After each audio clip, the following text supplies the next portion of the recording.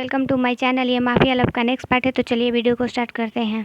कुछ टाइम बीत जाता है, तेकुक और यूंगमिन सब कुछ अपना हैप्पीली और नॉर्मली अपना लाइफ स्पेंड करते हैं। ऐसे ही पर जेके पे बहुत ज़्यादा ओवर टाइम का वर्क आ जाता है, क्योंकि यूंगी ने धीरे धीरे माफिया वर्ल्ड को छोड़ने का डिसीजन ले लिया था, क्योंकि ये जिमिन चाहती थी। और यूंगी हर बार जेके को भी यही समझाता था, पर जेके अपनी जीत पर अड़ा रहता है और बोलता है नहीं, वो इस वर्ल्ड को नहीं छोड़ सकता, क्योंकि वो जितने भी पुअर लोग हैं उन सबकी हेल्प करना नहीं छोड़ेगा। इसीलिए जेके उस वर्ल्ड को नहीं छोड़ना चाहता, पर यूंगी धीरे धीरे उससे उससे एग्जिट कर रहा था। और इसे देखकर जिमिन बहुत हैप्पी होती है और जिमिन और यूंगी अपना हैप्पीली टाइम स्पेंड करते थे। पर जेके ते को उतना टाइम भी नहीं दे पाता था और कभी कभी लेट नाइट भी आता था, जिससे ते बहुत गुस्सा हो रहती है और जेके से अच्छे से बात भी नहीं करती। बस उन दोनों के बीच थोड़ा सा फाइट भी होता है। अचानक से एक दिन ते अपने मेंशन को क्लीन करा रही होती है, तभी उसे एक अजीब सा डोर दिखाई देता है, जो कि बहुत ओल्ड होता है और उस पर पूरे तोल होता है और उस पर बहुत सारा डस्ट भी रहता है, जिसे देख करते को थोड़ा अजीब लगता है और वो सोचती है क्यों ना इस डोर को भी क्लीन करवाया जाए। वो एक सर्वेंट को बुलाकर वो डोर क्लीन कराने लगती है, पर तभी उसके माइंड में एक आइडिया आता है कि अगर डोर इतना इतना गंदा है तो रूम भी तो थोड़ा गंदा होगा। इसीलिए वो सोचते हैं कि डोर ओपन करके वो अंदर का भी रूम क्लीन कर ले। जैसे ही ते डोर ओपन करने वाली होती है, उससे पहले जेके आता है, उसका हैंड को पकड़ लेता है और उसे अपने तरफ क्लोज करता है। तभी ते थोड़ा शॉक होती है और फिर जेके की तरफ देखकर बोलती है कि तुम आज इतनी जल्दी आ गए। तभी जेके बोलता है कि तुम यहाँ पे क्या कर रही हो। तो ते बोलती है कि कुछ नहीं, मैं थोड़ा मेंशन को क्लीन करवा रही थी, तो सोचा कि इसे भी क्लीन कर देख लो, तुम कितना गंदा है ये। जब डोर इतना गंदा है तो अंदर का रूम बहुत गंदा होगा, इसीलिए मैं सर्वेंट को बोलकर इसे साफ करवा दूंगी। पर मैंने सोचा कि पहले एक बार मैं देख लूँ उसके बाद। तभी जेके बोलता है नहीं, कोई ज़रूरत नहीं है, ये रूम क्लीन ही है, इसे छोड़ दो। और वैसे भी ये बहुत ओल्ड है, इसमें थोड़ा सा रेनोवेट भी कराना पड़ेगा। कि इधर उधर के जितने भी सारे दीवार है उसमें से कुछ कुछ छेद भी हैं और मुझे बहुत डर भी लगता है, इसीलिए मैं इसे छोड़ दो, कोई और दूसरा रूम क्लीन करो या साफ कर लो। तभी ते बोलती है पर क्यों, हम लोग साफ़ कर लेंगे, सर्वेंट भी है हमारे साथ, हम लोग बहुत अच्छे से क्लीन कर लेंगे। और वैसे भी अगर इस रूम को क्लीन कर लेंगे तो शायद हमारे ये रूम भी कुछ किसी काम के लिए आ जाए और स्टोर रूम से कुछ सामान लाकर यहीं पे रख देंगे। तो जेके बोलता है नहीं, इसे छोड़ दो और तुम जाओ। पर जेके फिर भी कुछ बोलने वाली है, तो उससे पहले जेके थोड़ा सा लाउडली आवाज़ में बोलता है कि मैंने एक बार बोल दिया ना थे, ये रूम क्लीन नहीं होगा तो नहीं होगा, प्लीज़ जाओ यहाँ से, मैंने बोला ना। इतना बोल के जेके ते को वहाँ से जाने के लिए बोल देता है। ते वहाँ से चली जाती है। तभी जेके एक लंबा गहरा सांस छोड़ता है और बोलता है अच्छा हुआ कि मैं उससे पहले आ गया। और वहाँ पर एक लॉक लगा देता है और बोलता है, सारे सर्वेंट को बुलाकर उसे बोल देता है कि ते कभी भी इस डोर के पास नहीं आना चाहिए।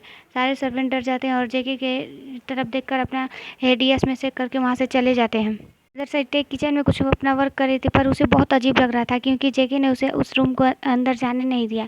तभी ते सोचती है कि जेके तो उसे किसी चीज़ के लिए मना नहीं करता, पर वो रूम में ऐसा है क्या। यही सब सोच रहे थे, तभी जेके आता है, उसे बैकअप कर लेता है, जिसे ते थोड़ा शौक होती है। फिर वो समझ जाती है कि जेके ही है, तो बोलती है कि तुम आ गए, अच्छा बोलो तुम लंच में क्या खाओगे, मैं वही वही कुक कर दूंगी। तभी जे ते बोलता है कि जो तुम्हारी मन जेके बोलता है जो तुम्हारा मन में है वही मुझे बना दो, मुझे बहुत ज़ोरों से भूख लगी और मैं बस तुम्हारे हैंड से कुछ खाना चाहता हूँ। तो ते बोलती है ओके, और फिर ते बोलती है कि मैं तुमसे एक क्वेश्चन करूँ। तभी जेके बोलता है हाँ ठीक है बोलो। तो ते बोलती है कि आज तुम इतनी जल्दी क्यों आ गए, रोज़ हम हर रोज़ तो मिडनाइट में आते थे, या तो कभी आते ही नहीं थे, नेक्स्ट मॉर्निंग आते थे, पर आज इतनी जल्दी। तभी जेके बोलता है बस मैं अपनी वाइफ के साथ टाइम स्पेंड करना चाहता था। तो ते बोलते हैं रियली, तुम्हें याद भी है कि तुम मैरिड भी हो, मुझे तो नहीं पता था कि तुम्हें याद भी होगा, क्योंकि इन 2 मंथ में तो तुम तो मेरे पास कभी नहीं है और ना ही मुझसे अच्छे से बात भी किया, बस तुम्हारा जो भी है वर्क है वर्क है। यूंगी भाई को देखो कितने अच्छे से वो जिमिन के साथ हैप्पीली रह रहे हैं, उनको भी उतना वर्क है, पर फिर भी वो थोड़ा अपना वर्क कम कर देते हैं और उनके साथ बहुत ज़्यादा टाइम स्पेंड करते हैं। पर हम दोनों, पर मैं तो अपना कुछ हाउस का काम करती हूँ, उसके बाद बैठे बैठे बोर हो जाती हूँ, तुम्हारा क्या, तुम तो बाहर घूमते हो। यही सब ते बोल कर अपने एयरबेड से जेके का वो फोर्सफुली हैंड छुड़ा देती है, जिससे जेके को भी बुरा लगता है, क्योंकि वो जानता है कि इस 2 मंथ में उसने ते को अच्छे से टाइम नहीं दिया था। इसीलिए जेके सोचता है कि आज ही 1 वीक का ब्रेक लेगा और सारे काम अपने गार्ड और सर्वेंट अपने एम्प्लॉय पर छोड़कर वो ते के साथ थोड़ा टाइम स्पेंड करेगा और उसके साथ पिकनिक जाएगा। यही सब जेके सोच रहा था, तभी वहाँ उस पर एक कॉल आता है। कॉल पिकअप करता है, जेके के गार्ड ने कॉल किया था और बोलता है सर वो हमको मिल गया है और प्लीज़ आप हो सके तो जितना जल्दी आ जाइए, क्योंकि इसके गार्ड भी हमारे आसपास ही हैं और वे बहुत ज़्यादा आवाज़ें कर रहा है और इधर से ही बहुत नज़दीक में जहाँ से हमने उसे पकड़ा है वहीं से एक पुलिस स्टेशन है और जहाँ से हमें थोड़ा सा डाउट है क्योंकि इसके कुछ पार्टनर ऑफिसर भी हैं। तभी जेके बोलता है ओके मैं 5 मिनट में आ रहा हूँ, उसे वैसे ही पकड़ के रख रहे हैं। इतना बोल के जेके अपना कोट उठाता है और वहाँ से जाने लगता है। तभी ते बोलती है ठीक है तुम्हारा वर्क आ गया, गो जाओ, मैं भी नहीं रोकूंगी। और हाँ, मैं कुछ टाइम के लिए भाई के घर जाना चाहती हूँ, भले ही 1 वीक हो या 1 मंथ हो। तभी जेके बोलता है पर ऐसे क्यों बोल रही हो, तुम आज फुल डे के लिए चली जाओ, नाइट में मैं वापस आ जाऊँगा। तभी ते बोलती है रियली, तुम्हें लगता है कि तुम नाइट में वापस आओगे? तभी जेके बोलता है हाँ मैं आई प्रॉमिस मैं नाइट में वापस आ जाऊँगा। तभी ते बोलती है कि अगर इस नाइट तुम वापस नहीं आए जेके तो मैं प्रॉमिस कर रही हूँ कि 1 मंथ के लिए मैं अपने भाई के घर चले जाऊँगी। और इतना बोल के ते किचन में चली जाती है और जेके अपने वर्क पे चला जाता है। और वो थोड़ा सा अपसेट भी था क्योंकि वो जल्दी से सोच रहा था कि सारे काम को ख़त्म करके वो जितना जल्दी हो सके वो घर पे जाकर ते को टाइम स्पेंड करे। और यूंगी और जिमिन भी वहाँ अपने घर चले गए थे क्योंकि यूंगी को अब उस माफिया वर्ल्ड से उतना वर्क नहीं करना था। इसीलिए जिमिन चाहती थी कि वो उसके घर पे रहे, वहाँ पे उसके भाई के साथ नहीं रहे। इसीलिए ते और कुकी जेके को भी थोड़ा टाइम स्पेंड करने देना चाहती थी जिमिन, इसलिए वो चाहती थी कि वो लोग अकेले रहे और फुल मेंशन में वो थोड़ा अपना अलग से टाइम स्पेंड करे। और ये लोग भी अपने तभी जिमिन जिमिन ते को कॉल करती है। ते वो कॉल पिकअप करके बातें करने लगती है, वो सारी बात बताती है। तभी जिमिन बोलती है कोई बात नहीं, कुछ टाइम दे दो, शायद भाई नॉर्मल हो जाए। तभी ते बोलती है कि रियली तुम्हें लगता है कि तुम्हारे भाई कभी नॉर्मल होंगे जिमिन? चलो छोड़ो, मैं भी क्या सारी बातें लेकर बैठ गई। और बताओ भाई कैसे है? ऐसे ही करके वो लोग कुछ बातें करते हैं और ऐसे नाइट हो जाती है। पर ते जेके का के काउच पे बैठ कर वेट कर रही होती है पर जेके अभी भी नहीं आता है। मिडनाइट हो जाती है, ते वहीं पे वेट करते करते वो सो जाती है। नेक्स्ट मॉर्निंग जब ते डोर ओपन होने का साउंड सुनती है तुरंत अपनी आइज ओपन करती है। वो देखती है कि जेके बाहर से आया है पर उसके शर्ट पे थोड़ा सा ब्लड लगा हुआ था जिससे ते को देखते हुए वो अपने कोट से ब्लड को ढकने लगता है। तभी ते समझ जाती है और बोलती है जे के पास जाके बोलती है तुम्हें चोट लगी है कहीं, ये ब्लड कहाँ से है? तभी जे के बोलता है मुझे चोट नहीं लगी है, वहाँ पर किसी का एक्सीडेंट हो गया था इसीलिए मैं उसकी हेल्प कर रहा हूँ। तो जे ते बोलती है रियली, तुम्हें पता है कि ये लेकर तुम 5 बार यही बोल चुके हो कि हाँ किसी का एक्सीडेंट हो गया था तुमने हेल्प किया, सारे एक्सीडेंट वाले तुम ही को मिलते हैं, तुम ही उनकी हेल्प करते हो। जे के मुझे अब तुम पर डाउट हो रहा है, तुम थे कहाँ? तुम ये सब क्या है? सब ब्लड लगा रहता है जब देखो तब तुम्हारे हाथ पे, और तुम मिडनाइट को भी आते हो, प्लीज़ तुम मुझे बता सकते हो? तभी जेके ते पर थोड़ा सा साउट डांटते हुए बोलता है कि तुम तुम क्या कर रहे हो? अभी मैं बाहर से आया हूँ, मुझे रेस्ट करना होगा और मुझे कुछ मैं हंग्री भी हूँ, मेरे लिए कुछ बना दो। इतना बोल के जेके ते को साइड करते हुए वहाँ से चला जाता है जिससे ते को थोड़ा सा बुरा लगता है और वो चुपचाप रहती है और जाकर जैसे जेके बोलता है वैसा उसके लिए ब्रेकफास्ट प्रिपेयर करके डाइनिंग टेबल पर रख देती है। और तभी जेके आता है और अपना ब्रेकफास्ट करता है और ते से थोड़ा सा हैप्पीली प्यार से बात करने की कोशिश करता है पर ते अपसेट थी। और वो ते बोलती है मैं अपने कुछ टाइम के लिए भाई के घर पे जाना चाहती हूँ, तुम चाहते हो तो जिमिन को भी बुला सकते हो, मगर मैं अभी यहाँ से कुछ टाइम के लिए जाना चाहती हूँ। तभी जेके बोलता है ओके ठीक है चलो, मैं मैं भी चलता हूँ, हम दोनों होल डे उनके साथ रहेंगे फिर उसके बाद नाइट में वापस आ जाएंगे। तभी ते बोलते हैं नहीं, मैं अकेले जाना चाहती हूँ और मैं कुछ टाइम के लिए जाना चाहती हूँ, तो ये भी हो सकता है जेके कि मैं 1 वीक या ये 1 मंथ या तो 1 ईयर के भी लिए भी जा सकती हूँ, तो प्लीज़। तभी जेके थोड़ा सा शॉक हो जाता है और बोलता है कि तुम्हें पता है कि तुम क्या बोल रही हो? तुम्हें लगता है कि मैं तुम्हारे बिना रह सकता हूँ? तभी तभी जेके ते बोलती है रियली, तुम इस 2 मंथ में भी मेरे बिना ही रह रहे हो ना?